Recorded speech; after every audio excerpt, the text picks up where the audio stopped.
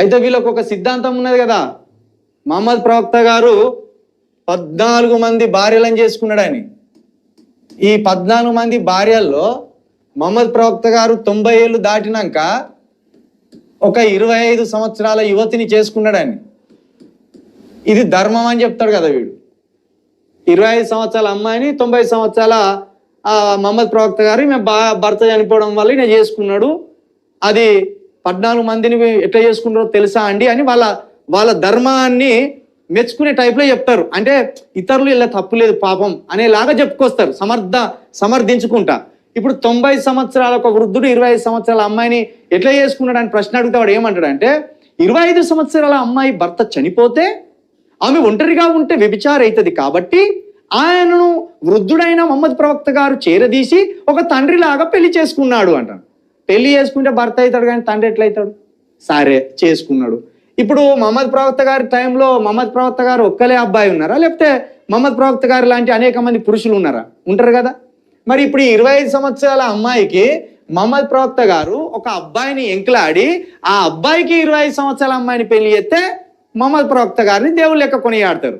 అంతేగాని ఎవరి మొగడు చచ్చిపోతే వాళ్ళ పిల్లల్ని తీసుకొచ్చుకొని ఇంట్లో వేసుకుంటే ఆదర్శం అవుతుందా? అది చెప్పండి, మీరే చెప్పండి. కొంతమంది ముస్లింలు కూడా న్యూట్రల్గా ఆలోచించే వాళ్ళు ఉంటారు కదా. ఈ సిద్ధాంతాన్ని మీరు ఎట్లా ఆమోదిస్తున్నారు? క్రీస్తు ఎందుకు గొప్పోడై దేవుడిగా పిలువబడుతున్నాడు? ఆలోచించండి. నేను మళ్ళీ చెప్తున్నా, 10 తలలు ఉన్నోన్ని దేవుడు అనలే, 10 తలలు ఉన్న రావణాసుని దేవుడు అనలే, 1 తల ఉన్న రామున్నే దేవుడు అన్నారు. ఎందుకు తెలుసా?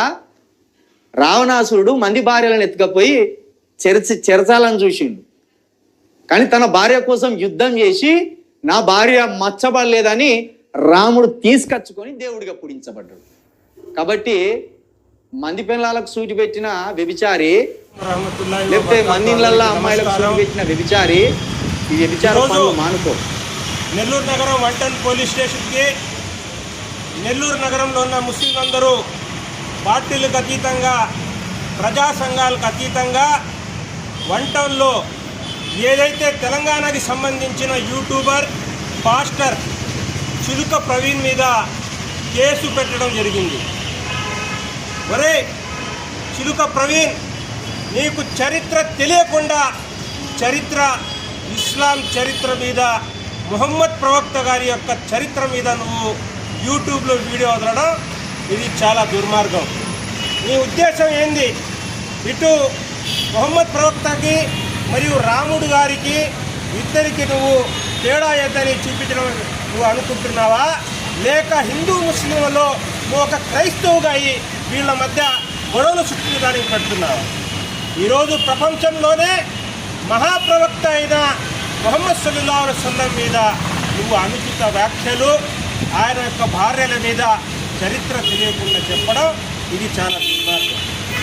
ఏదైతే ప్రపంచంలో అశాంతి నెలకొన్న యొక్క సందర్భంలో ముహమ్మద్ ప్రవక్త సల్లల్లాహు అలైహి వసల్లం ఆయన ప్రవక్తగా అనుగ్రహించినప్పుడు అదే యొక్క సౌదీ అరబ్లో ఎవరైనా ఇండ్లలో ఆడబిడ్డ పుడితే సజీవంగా సమాధి చేసే యొక్క సందర్భం ఆ రోజుల్లో ఉండేది. అలాంటి సందర్భంలో ఆయన ప్రవక్తగా ఉండి ఎవరైతే భర్త చనిపోతారో ఆ యొక్క ఆడబిడ్డని సజీవ దహనం చేసే యొక్క ఆచారం అరబ్బు దేశంలో ఉండింది. ఈ ఆచారాన్ని నిర్మూలించాలని, మహిళలు ఆడబిడ్డల్ని గౌరవించని, వారి యొక్క గౌరవం పెంచాలని, భర్త చనిపోతే ఆ యొక్క ఆడబిడ్డని ఊరి నుంచి తరివేయడమో, లేకపోతే కాల్చేయడమో, చంపేయడమో, ఇలాంటి ఆచారాలు ఆ కాలంలో అరబ్బు దేశంలో ఉండింది. అలాంటి యొక్క ఆచారాలని నిర్మూలించడానికి ఏదైతే ముహమ్మద్ ప్రవక్త గారు ప్రపంచంలోనే మొట్టమొదటిగా ఒక మగ చనిపోయిన తర్వాత ఎవరైతే చనిపోతారో అలాంటి యొక్క భార్యల్ని పెళ్లి చేసుకునే యొక్క ఆచారం మొదలుపెట్టింది ముహమ్మద్ ప్రవక్త. అంటే ఈ ప్రపంచంలో మహిళల్ని గౌరవించాలి, భర్త చనిపోయిన మహిళల్ని మనం ఆదరించాలి, వారి యొక్క బాధ్యత మన మీద ఉంది అని సమాజాన్ని తెలియపరచడానికే ఆ యొక్క కార్యక్రమము, ఆ యొక్క పెళ్లి చేసుకున్నారే తప్ప ఇంకో ఆలోచన లేదు. నువ్వు యూట్యూబ్లో చెప్తావు, వ్యభిచారాన్ని దీనికి నువ్వు అండగడతావు. ఎంత దుర్మార్గం, ఎంత దుర్మార్గంగా మాట్లాడుతున్నావు. నీ మాటలని నువ్వు వాపసు తీసుకోవాల్సిన అవసరం ఉంది. మరి ఈరోజు ప్రభుత్వాన్ని కోరుతున్నాం, పోలీసులు కోరుతున్నాం, ఈ చులుక ప్రవీణ్ మీద తక్షణమే ఎఫ్ఐఆర్ నమోదు చేసి జైల్లో పెట్టాలని డిమాండ్ చేస్తున్నాం.